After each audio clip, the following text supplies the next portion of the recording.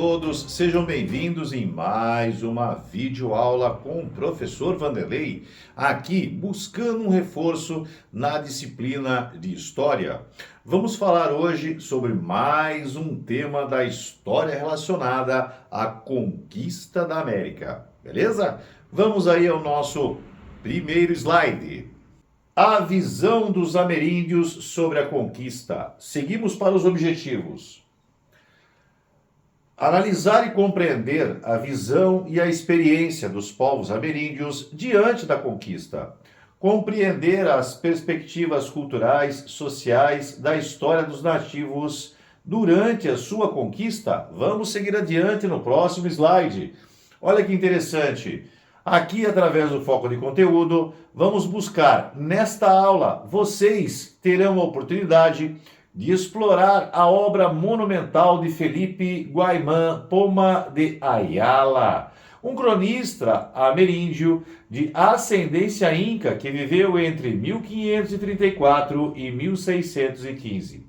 Sua obra, Premier Nueva Crónica e Buen Gobierno, é um marco na historiografia mundial, oferecendo uma visão indígena única sobre o mundo andino no período posterior à conquista à conquista espanhola, da América Espanhola, tá bom? Aqui, voltando para o professor Vanderlei.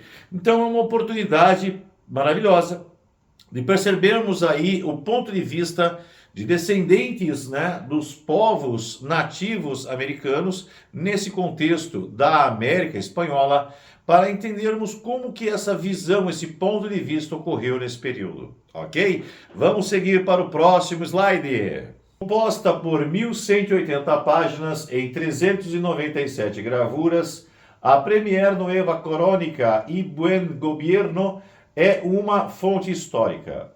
Mediante textos em espanhóis do século XVI,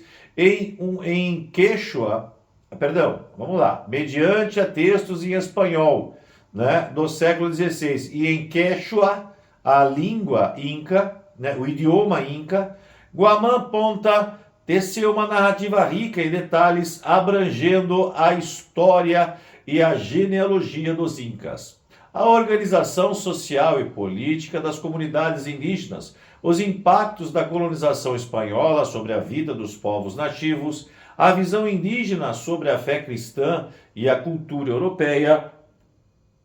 E ao longo da aula, juntos analisaremos trechos dessa obra com um olhar atento e crítico, buscando desvendar a visão de mundo dos povos indígenas andinos, as relações de poder entre colonizadores e colonizados, as estratégias de resistência utilizadas pelos nativos e a importância da memória e da identidade cultural. Voltando aqui para o professor Vanderlei, então, nesse sentido, vamos buscar entender esse contexto do que ocorre naquele período do século XVI, onde houve a colonização das Américas, e nesse contexto da América Espanhola, tá? Todos os países, né, que têm o idioma espanhol, né, aqui na América do Sul e na América Central, que compunham antigamente a América Espanhola, o território conquistado e colonizado pela Espanha, ok? Vamos aí para o nosso próximo slide. A crônica de Guamán Poma apresenta uma situação enunciativa complexa. O lugar onde fala e a sua interlocução estão construídos numa língua e num registro recém-adquiridos. Entretanto, as línguas que ele aciona em seu discurso, especialmente as ameríndias, lhe conferem o status de um porta-voz dos povos andinos com argumento da identidade. A modalidade do espanhol em que escreve reflete os processos de interculturalidade das populações andinas, resultado não só das línguas em contato, mas da função social ou das funções sociais que irão desempenhar nessa nova ordem. Por outro lado, a condição de testemunha dos eventos históricos relatados pelo autor legitima a autenticidade do seu texto. A narrativa recorre à tradição oral e iconográfica e à documentação, inclusive andina. Na argumentação, o autor transpõe os recursos retóricos da escolástica, da prédica religiosa na sua condição de cristão novo, para elaborar um discurso político. Mas é nos desenhos que o autor constrói a sua eficácia comunicativa, ilustrando as denúncias e ativando a persuasão para a defesa de suas reivindicações étnicas.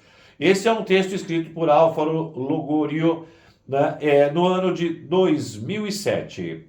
Seguindo aqui para o professor Vanderlei, então imagine que esse é um documento que foi construído, né, praticamente, né, naquele momento de construção da colonização espanhola nessa região. E aí nós temos o ponto de vista de um descendente, né, dos nativos americanos dessa região das Américas, tá bom? Vamos seguir então para o nosso próximo slide. Vamos analisar coletivamente essa gravura? Então todo mundo aí prestando atenção. A primeira questão colocada é: qual o seu movimento principal? Como ele transmite a intensidade da batalha? Estamos aí olhando para a gravura, né? Nós podemos ver aí indígenas portando lanças, né? E aí os europeus, né, sobre seus cavalos, olhando para trás como se estivessem em fuga.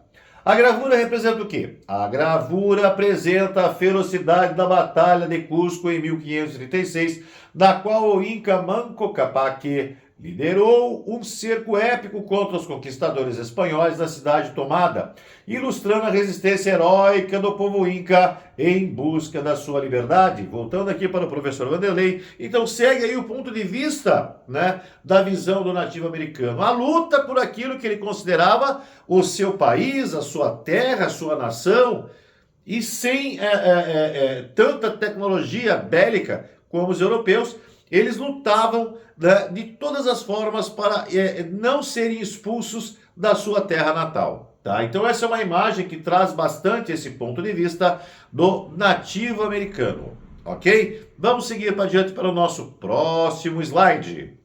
A obra de Guamán Poma de Ayala assume um papel crucial na preservação da história e da cultura inca.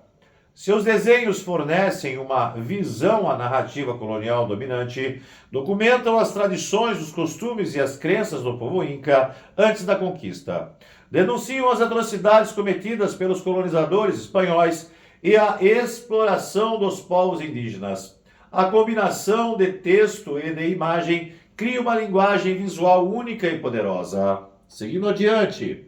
No foco do conteúdo, temos os quadros que nos levam a uma reflexão. O primeiro quadro nos coloca o encontro entre os povos indígenas e europeus, foi marcado por uma visão etnocêntrica, né, do europeu. Em seguida, o etnocentrismo, o etnocentrismo é quando observamos e julgamos a vida, as crenças, os hábitos e os costumes de outros povos a partir da perspectiva particular do povo e da cultura a qual pertencemos. Em seguida, temos aí, a partir de uma visão etnocêntrica, isto é, julgando a partir dos seus próprios hábitos e costumes, os europeus caracterizaram e julgaram os indígenas como povos inferiores e selvagens, sem lei, sem rei e sem fé.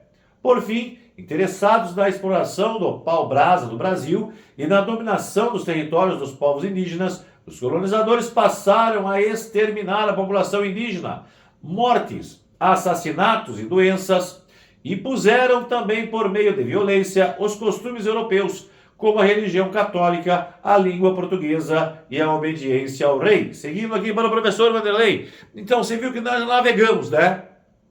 Esse ponto de vista etnocêntrico europeu tanto vale para a América Espanhola quanto a América Portuguesa. Segue no mesmo sistema, né? Na América Portuguesa, inicialmente, foi para extrair os recursos naturais, né? Por isso falamos aqui do pau-brasa brasileiro. E na América Espanhola já foi direto na busca de metais preciosos, ok? Vamos seguir então para o nosso próximo slide. Para finalizar essa aula sobre a obra de Felipe Guaimán Poma de Ayala, com o depoimento de duas lideranças indígenas do Brasil, vamos juntos reforçar alguns pontos importantes. O processo de colonização e invasão foi longo e complexo. Não foi um evento único e instantâneo, mas sim um processo gradual que se estendeu por vários séculos. Especificidades territoriais, apesar de ter características gerais, A colonização teve diferentes formas de impacto em cada território. A subjugação e a morte, a violência e a opressão foram elementos centrais da colonização, resultando na morte de milhões de pessoas e na subjugação dos povos indígenas. Seguindo aqui para o professor Vanderlei, então essa foi a concepção, a contextualização buscada nessa aula, ok? Vamos para o nosso último slide. Na aula de hoje, aprendemos o seguinte: aprendemos a analisar e compreender a visão e a experiência dos povos ameríndios diante de uma conquista, explorando suas perspectivas culturais, sociais e históricas, diante desse processo histórico. Nossa compreensão foi desenvolvida por meio da análise de fontes históricas, permitindo-nos mergulhar profundamente na narrativa dos nativos e enriquecer nossa compreensão da história, voltando para o professor Vanderlei. Então, seguimos aqui, finalizando nossa aula, buscando o entendimento e a contextualização através do ponto de vista de um descendente ameríndio, para buscar essa visão, diferente da visão europeia. Ok? Esse foi o nosso intuito de hoje. Um grande abraço a todos. Lembrando, todo o material digital está disponível no nosso grupo de WhatsApp da História. Um grande abraço a todos e até o nosso próximo encontro.